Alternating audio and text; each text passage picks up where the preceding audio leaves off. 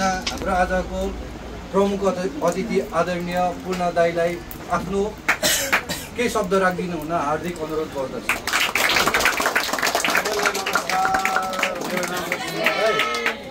अनि म चाहिँ यसो गीत गाउँछु, लेख्छु, बनाउँछु। अनि म चाहिँ पहिला चाहिँ एकदम फुटबल खेल्ने बच्चैदेखि। अनि मेरो फर्स्ट उयो नै म टिचरहरूले सोच्दाखेरि तपाईँ के बन्नुहुन्छ भन्दाखेरि म फुटबल प्लेयर भन्ने मान्छे हो। अनि पहिल्यैदेखि एकदम रुचि राख्थेँ। तर पछि बिस्तारै बिस्तारै बढ्दै गएँ। अब पढाइ पनि मैले कन्टिन्यू गरेँ। अनि पढ्दा पढ्दै मैले के सोचेँ भने ल अब सोच्ने भन्दा पनि पढ्दा पढ्दै धेरैवटा कुराहरू आउँदो रहेछ क्या आफूमा।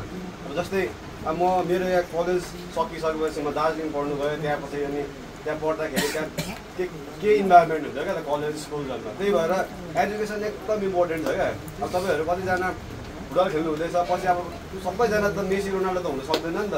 तर इफ तपाईँहरू राम्रो पढ्नु भएको छ भने धेरैवटा अप्सनहरू खोल्छ क्या तपाईँहरूमा। अब जस्तै म पनि अब फुटबल प्लेयर हुन्छु भनेर गएको, तर पढाइमा पढ्दै गएँ। पछि त्यहाँ कलेजमा मलाई रुचि लाग्नु थाल्यो, म्युजिकमा रुचि लाग्नु थाल्यो। अनि त्यहाँदेखि म बजाउनु थालेँ। त्यहाँ अनेक के एक्टिभिटिजहरू हुन्छ। त्यही भएर एजुकेसन चाहिँ फर्स्ट म तपाईँहरूलाई चाहिँ के भन्छु भने आफ्नो पढाइप्रति चाहिँ त्यो हेलचेक्राइ चाहिँ गर्नु हुँदैन। जति पढ्दै गयो त्यति धेरै अप्सन्सहरू धेरै आउँछ। अनि तपाईँहरूको सोच्ने शक्तिहरू पनि धेरै वाइड हुन्छ कि। तपाईँहरू अहिले अब फुटबल मात्र खेलेर मात्र पनि अहिले हुँदैन, गाह्रो छ। तपाईँहरू अहिले यत्रो डेडिकेटेड भएर मेहनत गर्नुहुन्छ, पछि ठाउँमा पुग्नु भने फ्रस्ट्रेट हुन्छ। अब फ्रस्ट्रेट भयो भने के गर्ने त नि? अब अरू अप्सनै छैन कि पढाइ पनि छैन, गाह्रो हुन्छ लाइफ नै।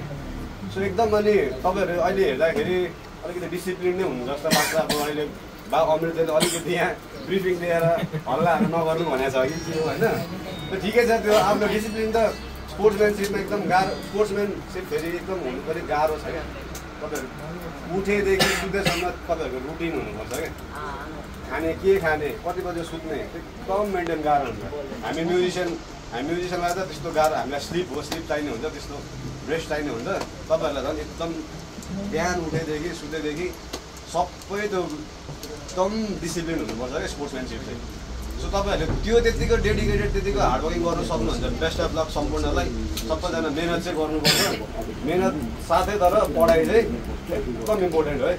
इनकेस तपाईँहरूले अब फुटबल प्लेयर नभएर पछि फ्रस्ट्रेट भएर यताउता त्यो अनेक नराम्रो बाटोतिर लाग्नुभन्दा तपाईँहरू पढ्दै कन्टिन्युसली यता स्पोर्ट्समा पनि पुरा मेहनत गर्दै धेरै मेहनत गर्ने हो क्या। डिफ्रेन्ट हसल गर्ने हो क्या। यतिखेर भनेको जति धेरै हसल गऱ्यो, यता गऱ्यो उता गऱ्यो, तर राम्रो काममा मात्र क्या, नराम्रो काममा चाहिँ होइन। राम्रो काममा बरु यता अब फुटबल हुँदैछ भने फुटबल यता इन्भल्भमेन्ट चाहिँ सबै कुरामा हुनुपर्छ क्या। सबै जस्तै स्कुल्समा के हुन्छ स्कुल्समा, तिमीहरूको स्कुलमा के हुन्छ? स्केचिङ, पेन्टिङहरू केही हुन्छ, डान्स सब गर्ने हो, सबमा इन्भल्भ हुने हो। अब यहाँ एफएफसीमा बसेर फुटबल मात्र भन्दा नि सबैतिर ज्ञान बटुल्ने हो क्या। त्यो भयो भने बिस्तारै त्यहाँदेखि चाहिँ वाइड हुन्छ।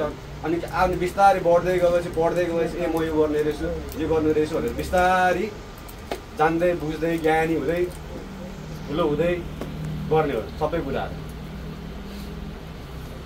यति नै भन्छु म होइन, धेरै कुरा भन्दिनँ। जस तपाईँहरूलाई सबैलाई बेस्ट अफ लक, राम्रो गर्नु। अनि अमृतले अब यत्रो इनिसिएटिभ लिएर तपाईँहरूको यत्रो जिम्मा ल्याएको छ।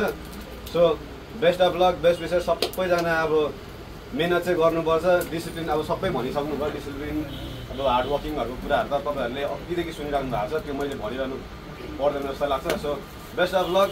अनि फर्स्ट अफ अल चाहिँ राम्रो मान्छे पनि हुनुपर्छ।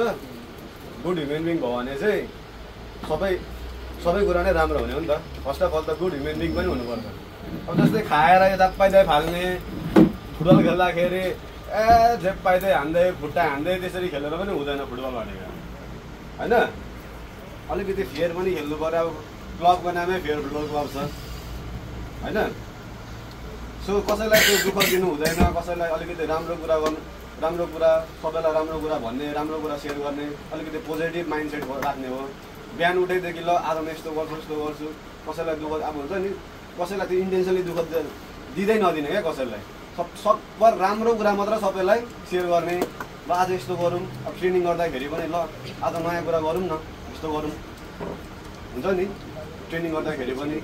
अनि जस्ट स्कुलमा चाहिँ तपाईँहरू सबै एक्टिभिटिजतिर इन्भल्भ हुनु होला अनि त्यहाँदेखि बिस्तारै ग्रोथ हुँदै जान्छ so God bless you all धन्यवाद सम्पूर्णलाई best of luck your future राम्रो पढ्नु राम्रो गर्नु